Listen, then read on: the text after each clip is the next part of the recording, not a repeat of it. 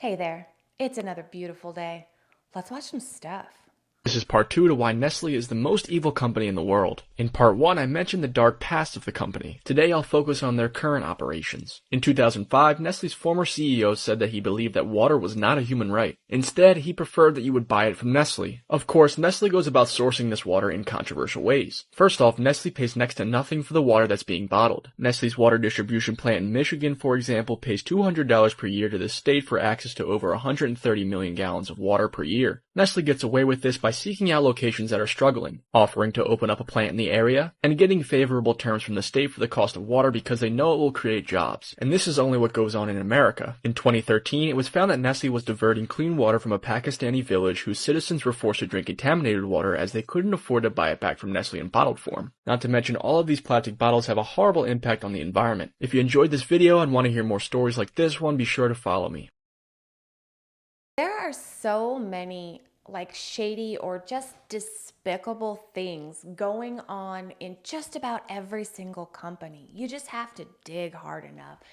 And it really is sad. There are companies and products that you really like and you find out that they're sourced from some other country and they're devastating that ecosystem or that environment or even their economy to produce this product and bring it to us here for dirt cheap. And it's amazing the lengths that people go to make that money. So you go way back. There was a small little company that reached out to the Third Reich and said, hey, we need 150 participants for our clinical trial. The Nazi regime shipped 150 healthy Jewish women to this pharmaceutical company to test its products. Literally, within 6 months, there's letters back to the Third Reich from this pharmaceutical company saying, thank you so much for your cooperation. The women arrived in great health and working order. Unfortunately, none of them made it through the initial phases of our trial. They killed 150 women. We kindly request that you send us another 150 women.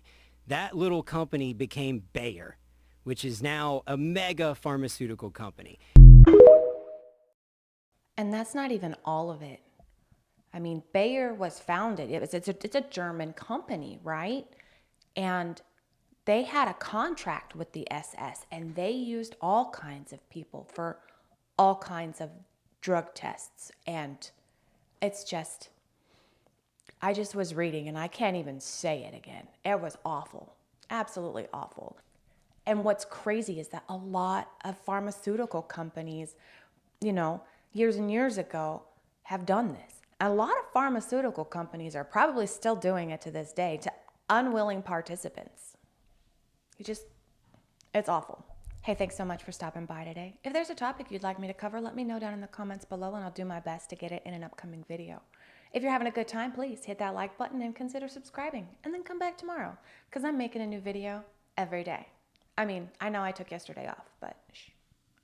You know those Walmart brands? There's Great Value and then the regular brand, right? So they have Cool Whip and then they have regular whipped cream. Did you know it's made by the same company? The Great Value and the Cool Whip. What Great Value does, they go to the same manufacturer, fam, and they just get it made cheaper without that brand name. The canned veggies. The big name brand is Green Giant, made by Green Giant. Even the Great Value is made by Green. Same shit. Cereal, same thing. There's this store called Aldi in the States. Now this store is known for we have the best products that match up to the big name brands. That's how they promote their store. If you go into Aldi, they have this brand called Millville. Okay. And all of their cereals are offshoots of Cinnamon Toast Crunch, offshoots of Cookie Crisp, offshoots of Rice Krispies, and they look so similar, all by Millville. The real name brand is made by General Mills. They dug deep and found out that Millville is the same thing as General Mills. It's the exact same. They've been lying this whole time. Wait, but they taste the same or no? They taste the exact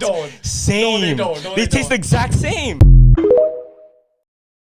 So I am a penny pincher and there are very few items that I will actually buy the name brand of because they are actually better than any generic option. And there are some similarities and differences between some of them.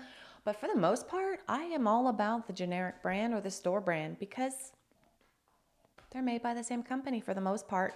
There are some items that are absolutely not made by the same company, and they have like cornered that market, and those very few items, I will buy the name brand of, but most of the stuff, store brand. Have you heard about price discrimination? It's a technique used by grocery stores to trick you into thinking you're getting a discount while increasing their profit by charging different prices for the same product. Part of the way they get away with this is owning a ton of different grocery stores under the same parent company. But none of these two stores will have the same product on sale at the same time. Let's say you go to No Frills because you see they have a sale on dishwashing soap, but you also need to pick up some ham and eggs. Grocers know that you're not going to drive to a completely different store for just 2 items. But those items might actually be on sale at one of the many other grocery chains owned by the same company. I've oversimplified this for a 1-minute video, but price discrimination, or a two-price system, is actually a very old technique. I will totally go to 4 different stores in one day to get all the sale items.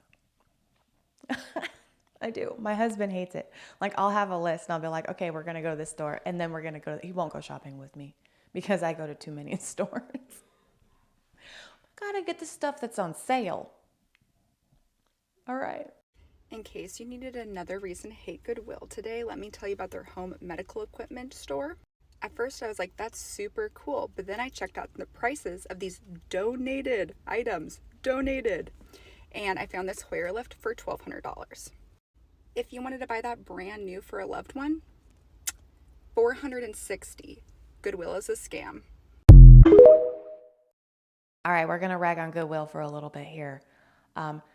Their name itself implies that they're doing goodwill. So that is excellence in branding, because that's what you think.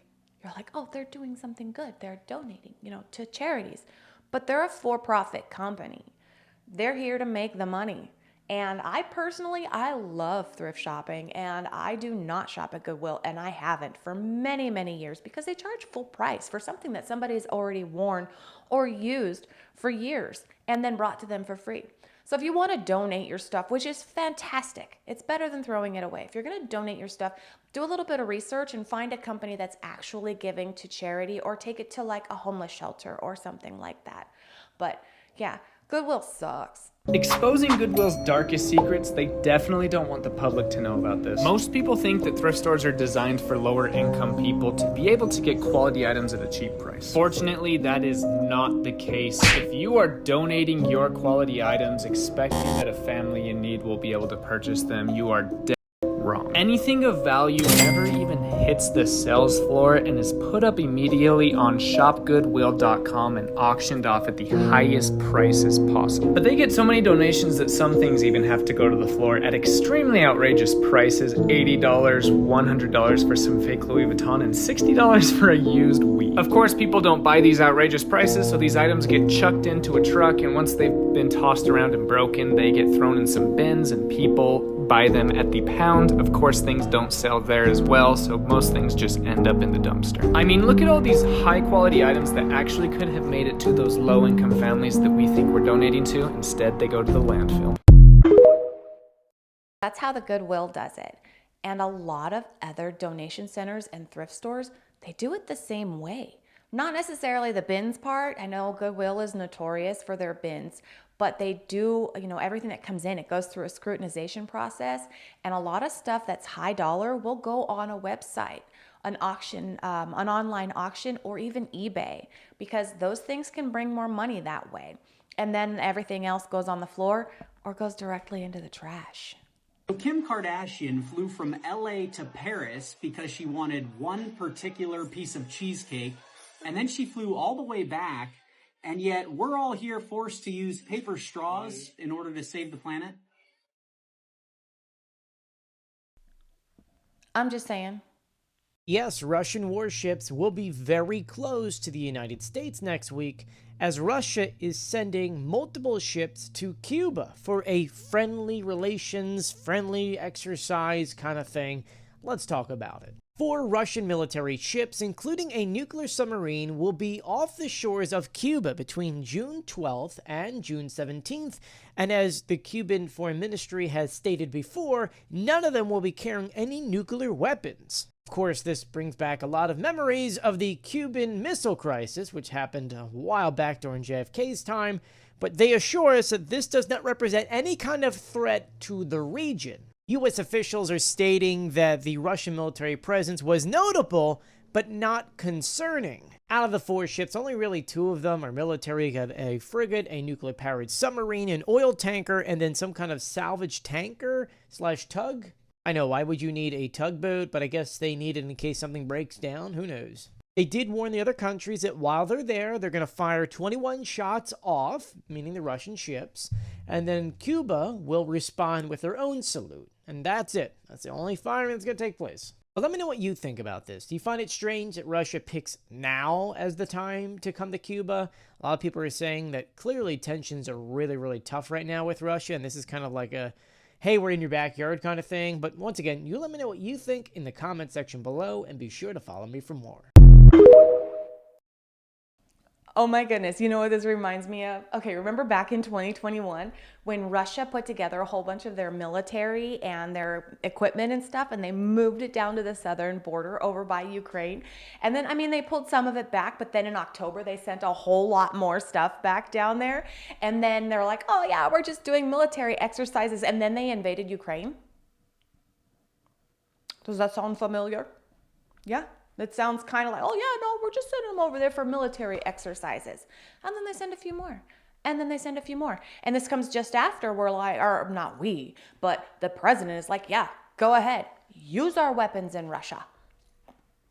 And what did Putin say? He was gonna have asymmetrical response, or asymmetrical moves in response to this announcement. Yeah. Just watch. And they're supposed to be here like between tomorrow and the next few days. So all summer long, they're going to be here too. How freaking fantastic is that? Yeah, that's happening. This guy is like an actual horror movie villain. Like, you don't get much more evil than this. Introducing Peter Brabeck. Sorry for the jump scare. I know, terrifying. This horror show was the former CEO of Nestle. There are a lot of big companies that I cannot stand, but I think Nestle has to be the top of the list, and I'm going to get into why. In the 1970s, Nestle started heavily pushing their baby formula to mothers from impoverished countries. They were told that this baby formula has everything your baby needs, and most of them were given this formula in the hospital for free. And so most of them had stopped breastfeeding because they were given this for free, and then their milk dried up, and then they had no choice. They had to use this formula. And then when they went home, they didn't have access to the sterile equipment or fresh, clean drinking water. So a lot of them mixed this formula with polluted water. 66,000 babies passed away. 66,000.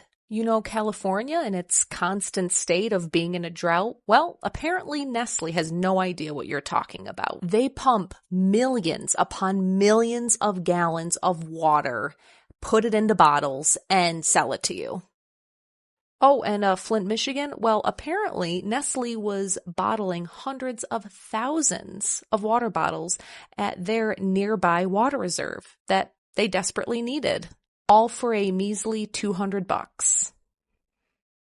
Because old Peter here doesn't believe that water is an actual human right. You just can't make this stuff up. And I'm not even mentioning all of this stuff that Nestle gets away with constantly. And I just love the irony of Nestle's stupid logo with the mother bird and the little babies. And it's like, oh my gosh, we love family. We love a healthy, happy family. Here is all the brands that Nestle is connected with. I know that this seems overwhelming, but all of these have an alternative. And honestly, you can start with their chocolate because it sucks anyway. I found another little nugget of Nestle information. I had to throw it in there. That is absolutely disgusting for them to turn to new mothers who are just, all they want to do is raise their baby, and to force them into this situation. And then a lot of them actually lose their child. That's disgusting. That's despicable, people. That's just wrong. On that sad note, I'm going to call it for today. Thank you so much for sharing your time with me. Come on back tomorrow. We'll watch some new stuff. I'm going to say different things, and it's going to be fantastic. Until then, have a wonderful day.